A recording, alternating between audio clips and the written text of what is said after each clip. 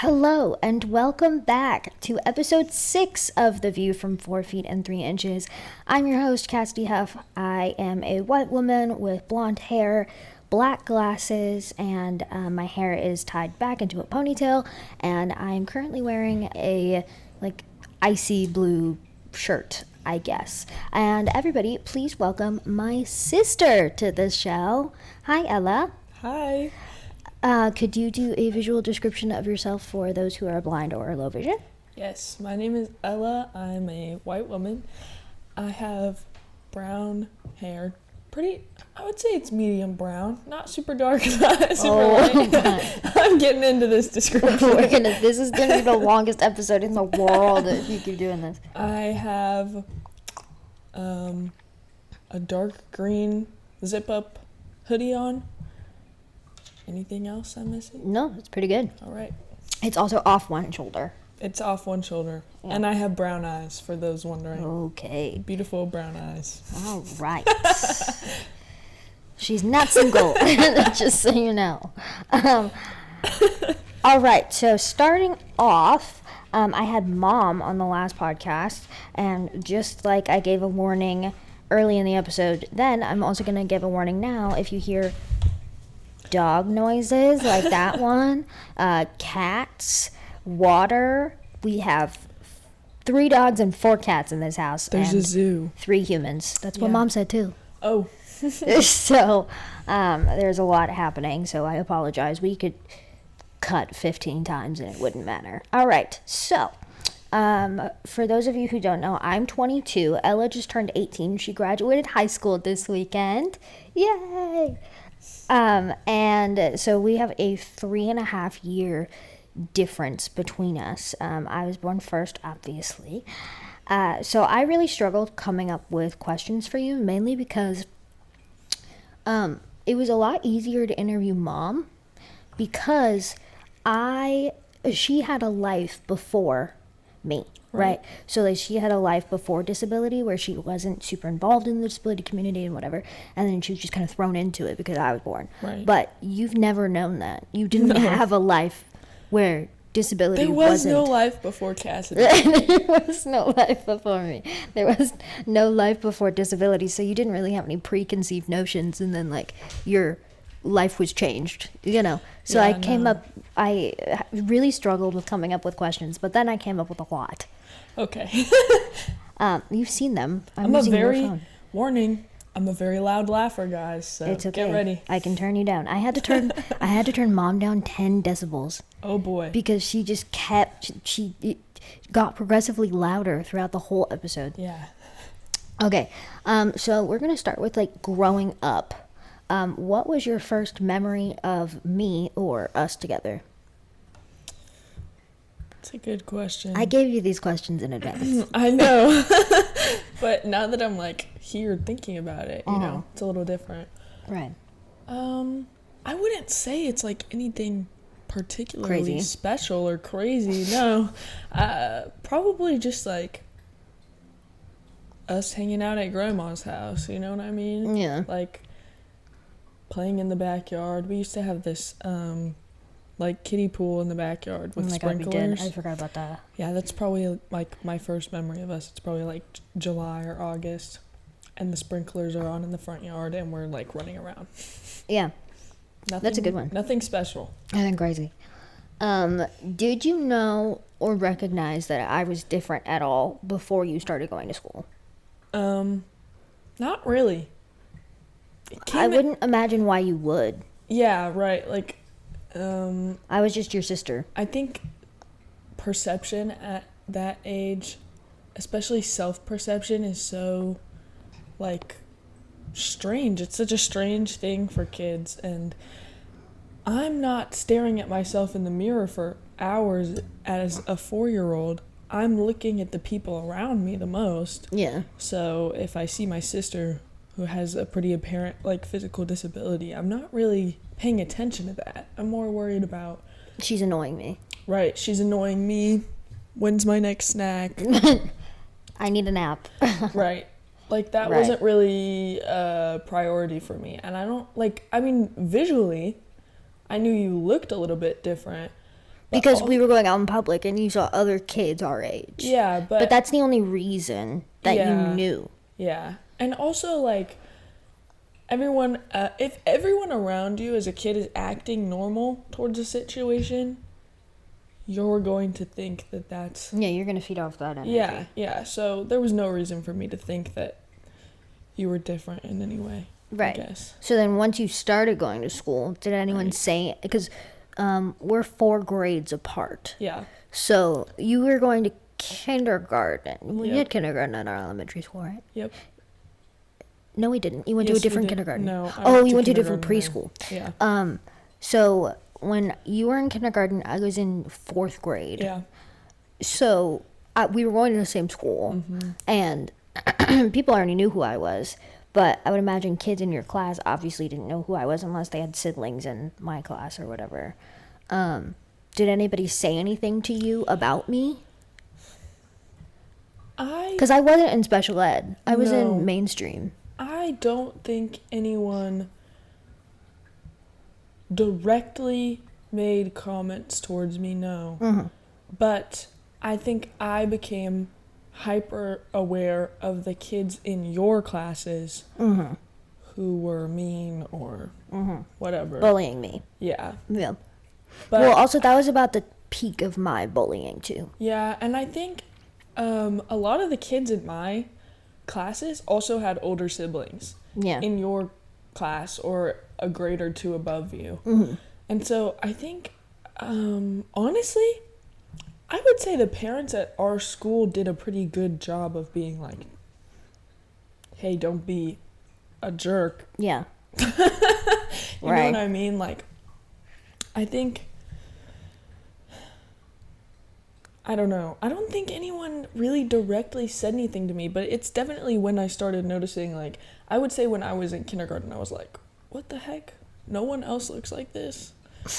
Like, that's a little weird. Like, I just feel like I didn't think it was normal I thought everyone had a sibling who, like, was in the hospital all the time and stuff. Well, that's what my experience was, too. I just thought the way my childhood was normal until I started going to school, and I was like, what do you mean you don't have to go to the hospital every 6 months?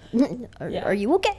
Like, I knew the people in my classes didn't have disabilities, but I was like, you're telling me no one in your family does? That's crazy. Yeah. Did you ever wonder why I was having surgeries and you weren't? Or were you like, this is just the way the world is? I don't think I ever wondered that, no. I think it really was just like this is how things are. And it's going to be like this forever, probably. But I think as I got older, I started growing a very, like, I don't know what you would say, advanced understanding of how things were working. Like, I was a pretty smart kid. So yeah, you were.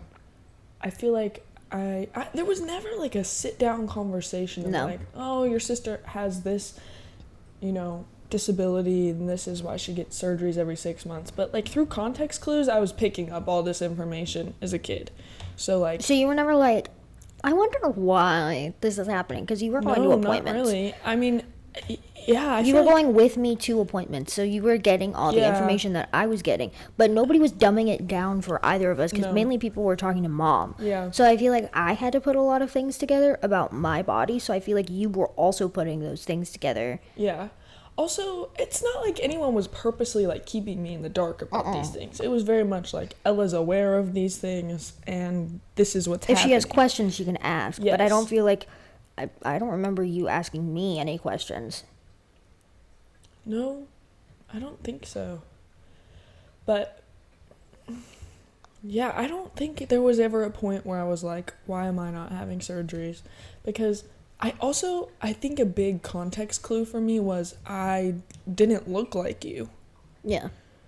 Like, I outgrew Cassidy pretty fast. Like, yeah, you were 4 and I was 7, and you were pretty much outgrown me by that point. Yeah, like, there was, even though she's older than me, there was never really a memorable point in my life where I was shorter than she was. So I feel like I took that as a really big context clue. as to why and you I wasn't having surgeries. held that over my head quite literally every chance you got. Yeah. Yeah. Well, also, you were asked to help, too. Yes. Me, because I couldn't reach things, Yeah. or I needed help when I was recovering from things. Right. So you were asked, oh, can you get that mug down for your sister? Oh, like I asked you to do this morning. Oh, could you do that for your sister because she can't reach that? Right. Like, we were never, Mom and I talked about this. We were never treated differently. No. Like, if you were doing chores, I was also doing chores. But they Yeah. were just different. We had different roles. We had different roles because I couldn't take out the garbage. Right. You could. So you did that, and I cleaned the bathroom. Yeah, or you know. you swept or something. Yeah, or I did something that I could. Right. So we were never, like, parented any differently. The standards were all the same, except for the fact that, There were like, different tasks. there were different Right. tasks, but if you were doing something, I was also doing that to the best of my ability. Yeah. I was just doing it differently. Yeah. You know? I agree. So that kind of goes into our next question. What age or experience, like, when did you start to understand disability? Was there, like, a specific thing that stands out to you?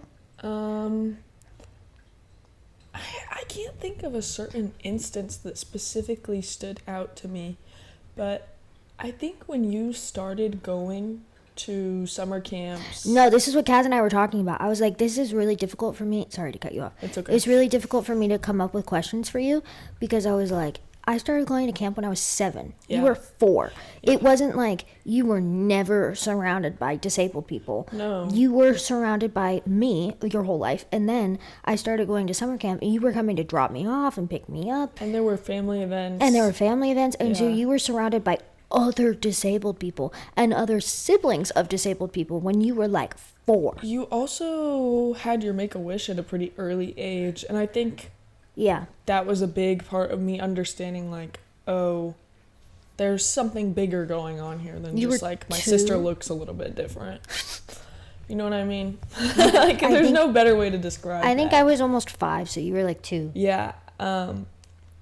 But I think the summer camps and also the Starlight Foundation events, Oh, I forgot certain about things that. like that. Even after you had your Make-A-Wish, you know, there's still, like, Make-A-Wish events, Yeah. LPA events. LPA is Little People of America. Things like that. I was like, Yeah, you do the educating. I'm done. You tell people what those things are.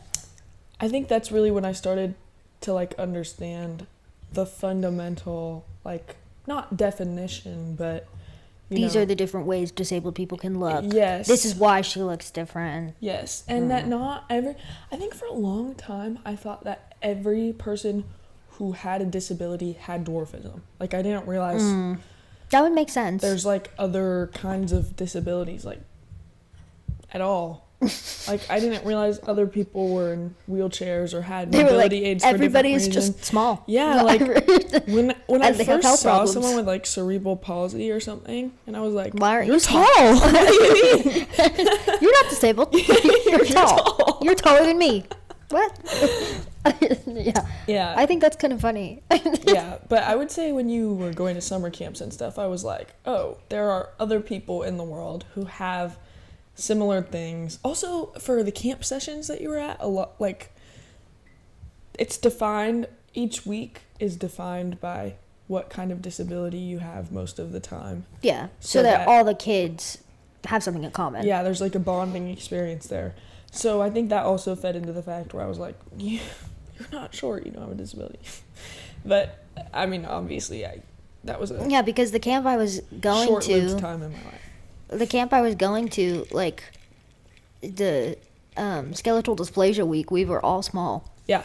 All of us were small, so you were like, right. All Yeah, and of then you are disabled. You started also, like, developing friendships outside of those camps. Well, like, within those camps, but they carried to outside. Yeah. And, you know, like, our families would meet up and things like Yeah. that. And I think that contributed to me understanding a lot better. But again, you started going to those camps when I was so young that it was like, Normal. it wasn't really like a big learning curve for me. It was just like, this is No. what life is. I also didn't become disabled at any point. Like, you weren't like 8 and I, was in some kind of accident, and that was what caused me to be disabled. I was just disabled from the beginning of my life, but specifically your life. Yeah. And so there wasn't like, oh, now I have to look at her differently, and now I have to do this with her differently. You were just like, this is what happens. It was just always this way. Yeah. Were you ever scared for me, like medically or at school, or because I know you said that you were paying attention. We crossed paths at school very little, but still. The only time we crossed paths was like lunch. Yeah, recess coming in and you going out. You would be having lunch at a later time because you were older, and I would be walking back from recess. You pulled my hair every time. Cassie would always wear a high ponytail in elementary school, and every time I walked past her, I would yank her ponytail. Not like to the point where it hurt. I mean, there was some force behind the yank. I'm not gonna lie to you guys. She wasn't nice to me when she was doing it. But that's the other thing is, I think a lot of people are afraid to hug me or touch me or whatever because they're like, oh, she's fragile. You never had that. You were like, I'm gonna throw her across the room. No, I never did that. What the heck? Don't lie to people. But like you were still physically like playful, and like if we got in fights, you were still physically aggressive. If it was a very. I wasn't like fighting you or anything. No, Let's but like straight. It was very like sibling. Oh yeah, I'd like throw pillows at you and stuff like. Or hit me. Whoa. You would. Let's clarify my age. This never happened when I was like a large person. It's always happened when you were like, 6. Yeah. And you were angry at me, so you would like, yeah, or whatever, or pull my hair. But it was never like, let me go injure my sister on purpose. No. Yeah, so it was a very normal, I think, sibling experience. I mean, relationship. There were certain things I had to think about differently than other people. Like, I think I became a very protective person because of the circumstances. I would agree. And like, I definitely was aware that you were like getting bullied and stuff at school. Mm-hmm. So, yeah, I don't know. I just think I became a lot more of a protective person. But anyway, back to the question you asked. Was I ever scared for you medically? I think yes and no. I was in the hospital with you quite frequently. You never spent the night. I never spent the night. You spent days. Hours. Yes. And hours and hours. And hours. You were either waiting for me to get out of surgery. Right. Or we were just in my room hanging out. Yeah. I mean, my attendance to school as a kid was honestly pretty stellar. Like, I can't lie. I got those attendance awards every month. And there were a few surgeries where you were like, this is routine, I'm not going out of school. Yeah, so the only time I would really miss school for you medically was on surgery day. I would go to the hospital with the whole family. Most times. There were a few times where you were like, I'm not doing this. Yeah. Which it was understandable. But after like 30-something, yeah, you were like, I'm not taking school. She's fine. Yeah. She's fine. So, I mean, and we had mostly all the same teachers in elementary school, so they were very understanding, and there was like never any issues. Because they already had me, so they were like, oh, this is just something that happens. Right. But I think most of your surgeries were very successful. Mm-hmm. And the ones that weren't, like the more traumatic ones, happened when I was so young to the point where, like, I don't really remember. You remember Halo, though. Yes, yeah. That was really the only but big Halo was one. still, like, a successful operation. It was just a lot longer than all the other ones. Yes. Sorry, we had to pause real quick so that we could go turn the light on, because it was a little dark in here. We're back. I think almost your surgeries being so successful kind of honestly created like a false perception of safety. Yeah, like I didn't realize that surgeries aren't successful a lot of the time.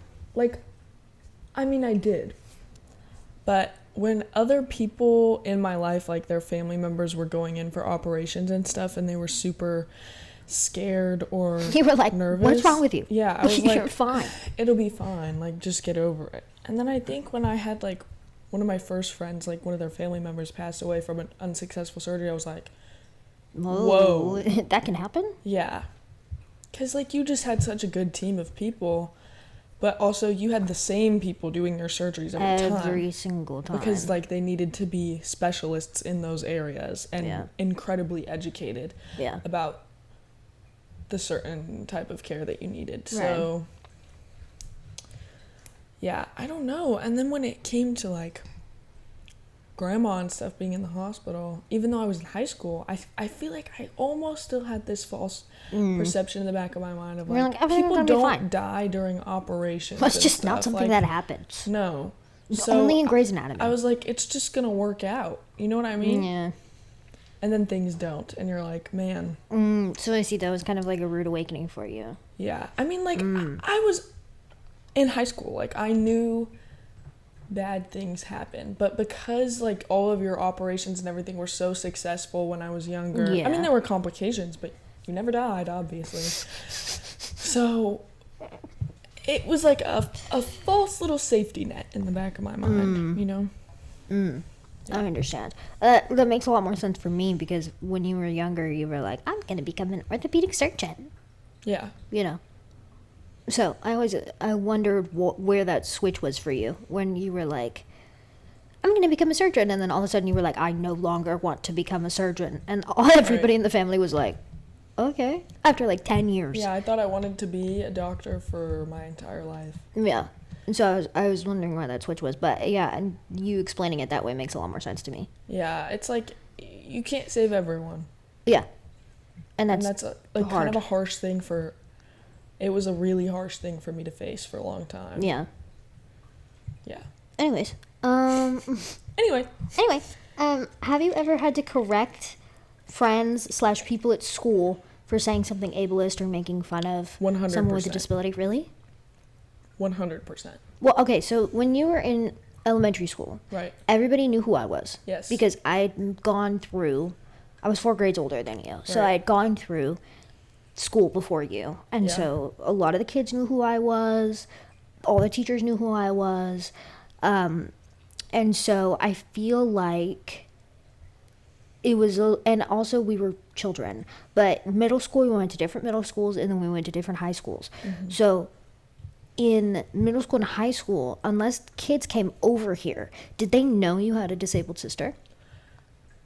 I would say most of the time, yes. I mean, like, everyone talks about their siblings at school, but it's always a little bit of an awkward conversation when you're like, by the way, like, my sister is having surgery this month. Because you had surgeries. Anyways. You had surgeries up until I was in middle school. And so explaining why I was, like, gone for a few days. Because your surgeries when I was in middle school were getting a little bit more serious. It was like, spinal this is make it or break in time, you know? Make it or break in time. Oh my God. So, I think it was definitely, like, at some point, like, I had to tell people. And it's not like I was purposely hiding it, but it's a strange thing to bring up.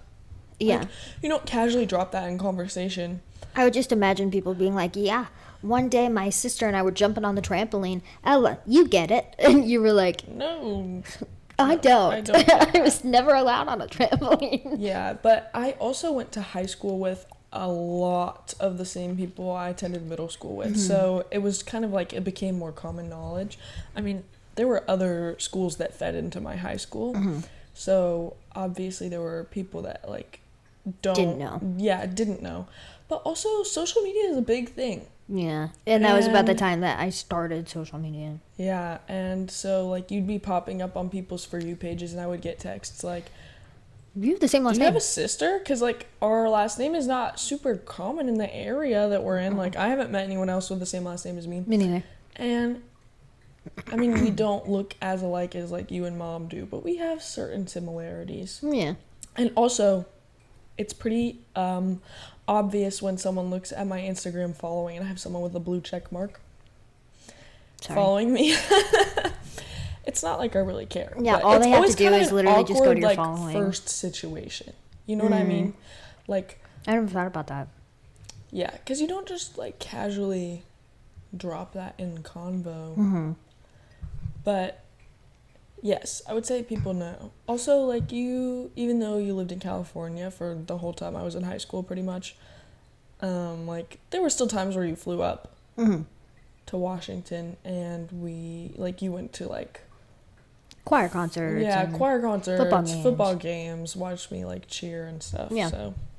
So did you ever, is there like one specific experience that stands out to you where you had to like correct somebody because they said something ableist or they were making fun of a disabled person, or and you were like, you don't have to use names. Don't use So, names. like, in elementary school, people, when you're that young and so impressionable, like, you don't have that mindset. Like, people aren't born ableist or whatever. No.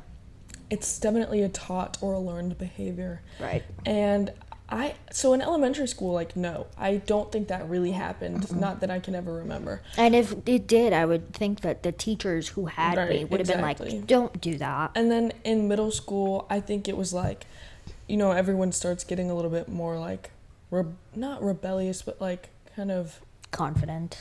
yeah, more confident. And so Opinions. I'd be like, oh, that's not. So, like, a lot of the close friends that I have right now didn't know about, like, how offensive certain words can be and, like, the connotation behind them. So I was like, let's not. And then they're like, what? Why? And then once you kind of, like, explain it to people and you come from the perspective of, hey, I have someone who's really close to me. Related, you might say. Related even.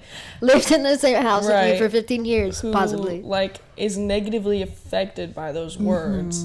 Once you kind of come from that perspective, I think people tend to understand a little bit more than just, hey, I don't like that word.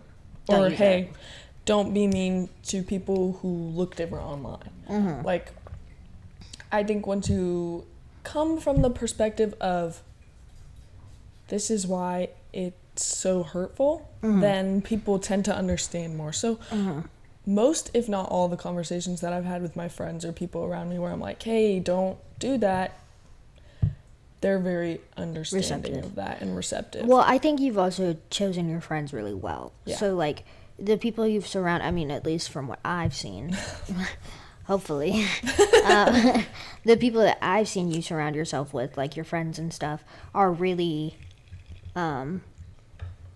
I feel like would be receptive to that and would be like, oh, my bad. Yeah. Even the way they, like, the few instances that they've interacted with me or Yeah. whatever, like, I've seen them kind of, like, look for a second. And then if you act like it's normal because it is to you, then they usually are like, oh, okay. Yeah. I would say people, even if you don't agree with their opinions, people are more understanding and receptive and empathetic when you tell them your personal experience with something. Like, instead of just being like, that's bad, don't do that. Like, that's not going to stop anyone from doing anything. Right. But on a, like, connectedness level, on human connection level, once people start to understand how something is negatively impactful, then things start to change. Yes, I agree. Yeah. Have you ever... Oh, here's one. Have you ever had to educate anyone about disability? It kind of goes along with the last question. I mean, But yeah. instead of, like, correcting them, have you ever had to, like, educate anybody? I mean, every time one of my friends or people around me discover that my sister has a disability, you kind of have to give the rundown of what it is. So I would say, like, all the time. Like, Every day, actually. every day. No. In my comment section. I know you do answer some people's comments in my Sometimes comment I section. kind of try to stay away from it, though, because Yeah. otherwise it consumes me and my Makes whole you day. angry. Yeah. I would say I do educate people quite a bit, but it's more of like a curiosity thing. Like, a lot of my friends will be like, just ask like genuine questions. Right. And so obviously I answer those. Yeah. So yeah, in a general sense, I Right. would say I educate a lot of people around me. That's good. Good job. What has your view of my disability activism been, and has it affected you at all? I know you talked about it a little bit, like me coming up on people's stuff and like social media and stuff. Because I started my social media activism when I was still living here. Right. This is a tougher question. Really? Well, like, I just trying to think about my answer. You know what I mean? I just feel like it's kind of always been this way. You know what I mean? Like,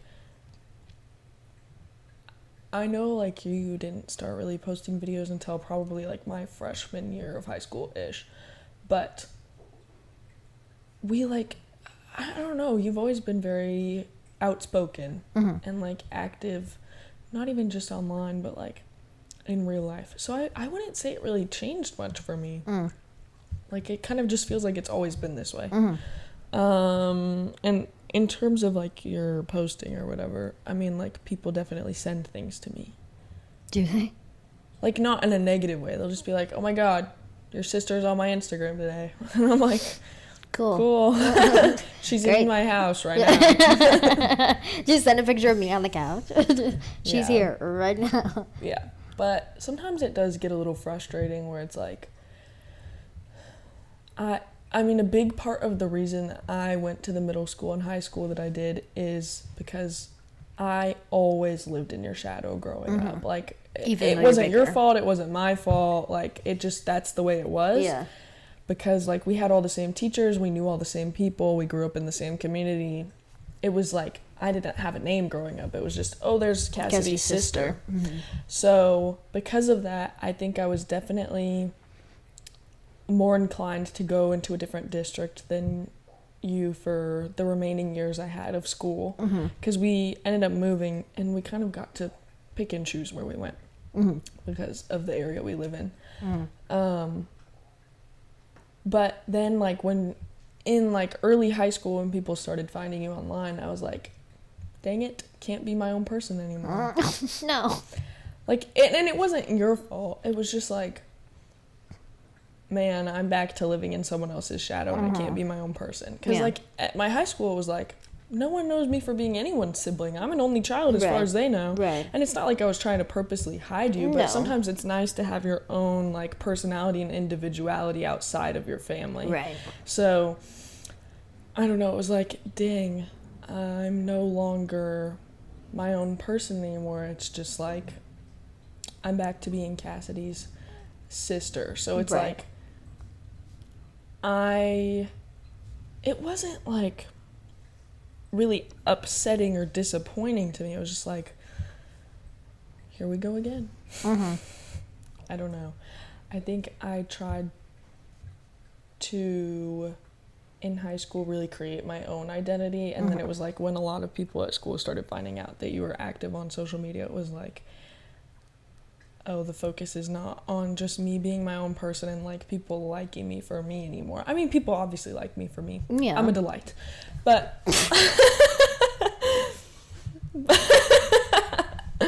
but it was more of like, the focus was back on you. And obviously, like, growing up, a lot of the focus was on you, and rightfully so, because it was like, will Cassidy live through another surgery? We'll see. Stay tuned. But so, like, obviously the focus was on you, like, in the hospital and all that kind of, because you had surgeries every 6 months. Yeah. So it was like pretty frequent. Yes. Like, very frequent. Twice a year. Yeah. So I don't know.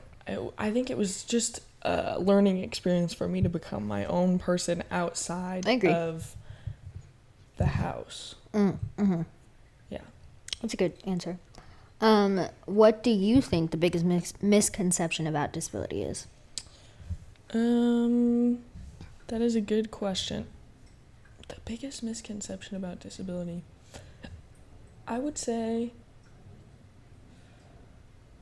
I feel like a lot of people think that, like, disabled people can't be independent or like create lives for themselves outside of, like, their family home that they grew up in, like, outside of their parents and siblings and whatever.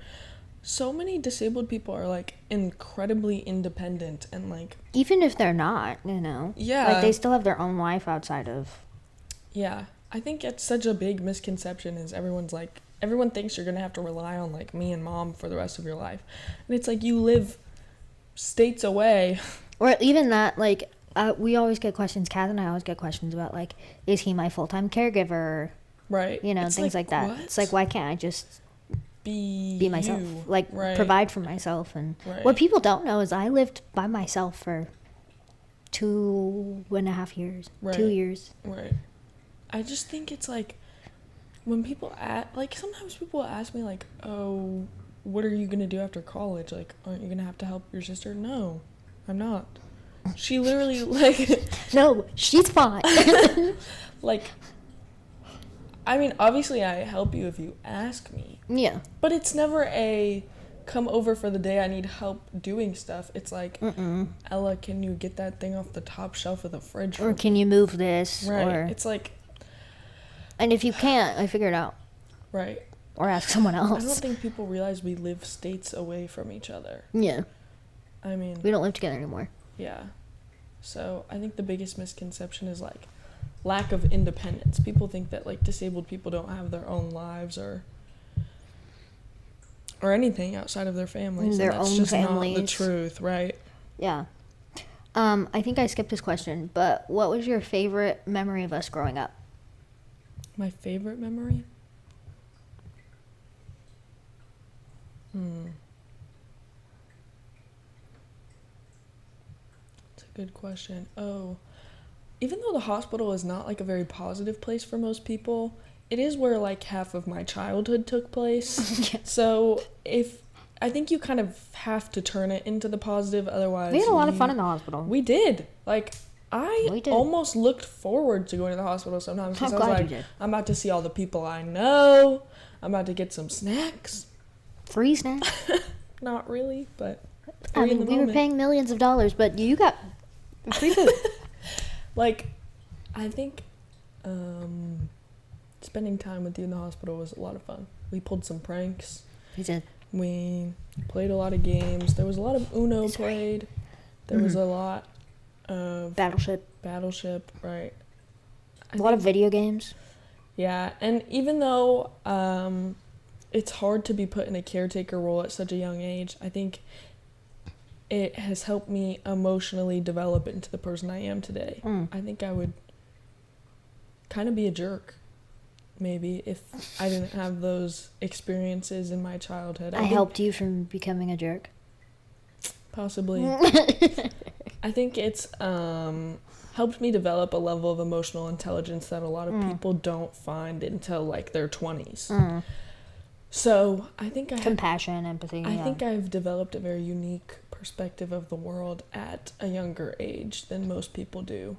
I think also in the hospital, it helped you develop that, not just because of me, but also because you had to see all the other kids that were there. Yeah, because you were at a children's hospital. Yes, it wasn't I was like in an a children's adult hospital. Yes, yeah. So you were seeing all the other kids who maybe weren't as fortunate or, you know, who didn't have their parents all the time. Something that really struck a chord with me when I was so young is, like, the amount of parents who can't take off work or be in the hospital to be with their kids who are hospitalized. Like, mom always found a way to be there for you. But that's not the reality for a lot of people.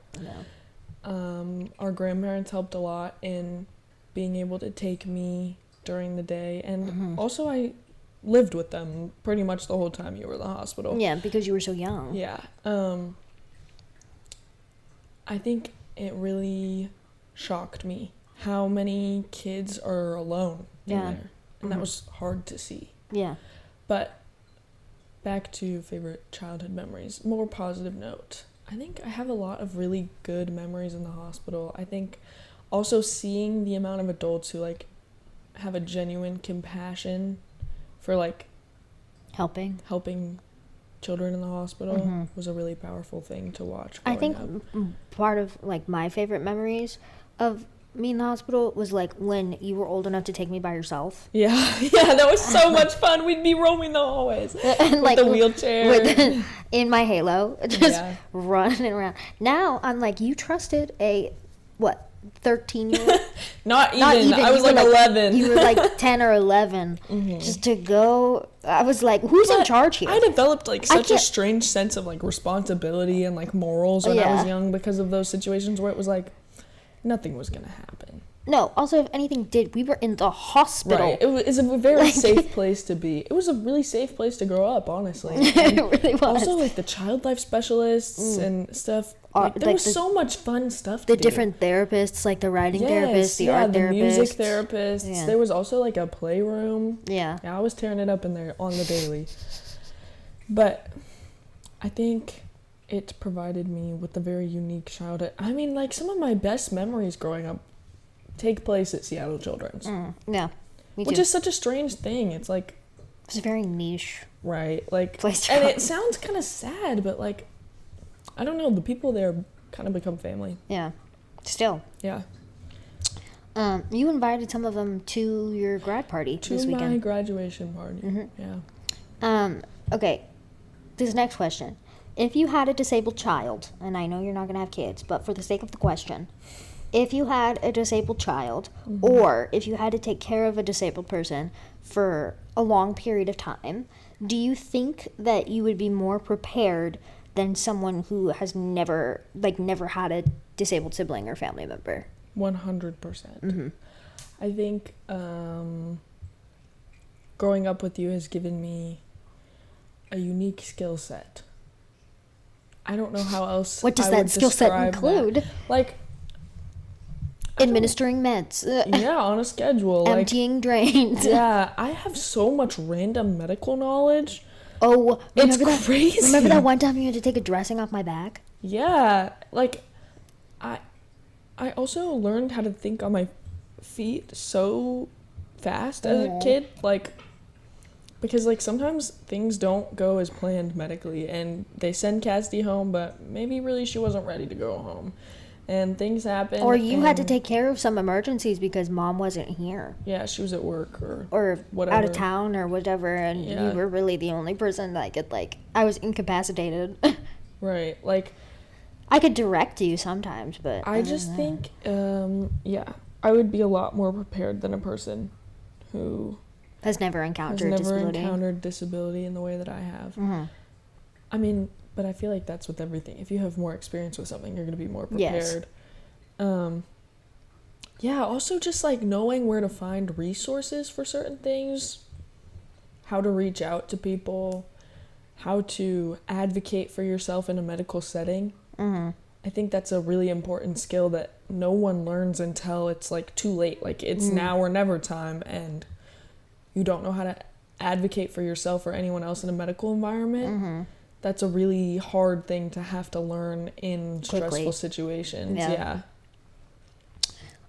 What do you wish people knew about disability or having a disabled family member or sibling in this case? I feel like a lot of people tend to feel like sorry for me or like bad because my childhood was like different or my lived experience is a little bit different, but like honestly it's kind of just the same, just with like some extra spice. I don't know. Like I don't know how else to explain it. It's really, I had a normal childhood. Yeah, I feel like that's what a lot of people We don't have understand. such a normal regular like sibling relationship. Yeah. We I argue. I think people don't see that part specifically, like the Yeah. arguing, because people are like, "Oh, she had to be nice to her because she was." No, you argued with me in the hospital. All the time. Like you were like, "You're being annoying." Stop. we are regular siblings. Yes, there's certain things that I have to be more cautious of. Like we're not gonna go like wrestle in the middle of the living room, but like we have such a regular relationship. Like we banter back and forth. Like We bicker all the time. right. I mean, there's good moments too. We call each other all the time. Yeah, multiple times a week usually. Right. But like I just wish more people knew. And the fact that you're probably gonna come to like Easter Right. and like Thanksgiving because now you'll be in California yeah, moving. for college. Yeah, but You wish people knew. yeah, I just wish people knew it was like more normal. than Yeah. what they think it is. Like, so many people feel sorry for me, and I'm like, yes, there are certain things that are unfortunate. I wish I didn't have to watch you go through so much pain and medical trauma at such a young age. But also, I feel like it's just made our relationship stronger. Well, that's what I was going to say. I feel like a lot of siblings, specifically at our ages, right? Like where you're 18, I'm in my early 20s. Right. A lot of sibling relationships aren't close. No. At this point, especially when one of them has moved out. Yeah. Or both of them have moved out. I feel like a lot of times sibling relationships, like I have friends that aren't really that close to their siblings, that are the same age as we are, or even like looking at, parental figures in our lives and like their sibling relationships. A lot of people didn't get close to their siblings until they grew up, had their own families, or like a parent passed away, or different things like that. A lot of people aren't close until like their 40s or 50s or later. I think when you grow up with so much like medical trauma and things surrounding that, you realize how important relationships actually are in your life, and you have more of a natural inclination to foster those relationships and take care of them.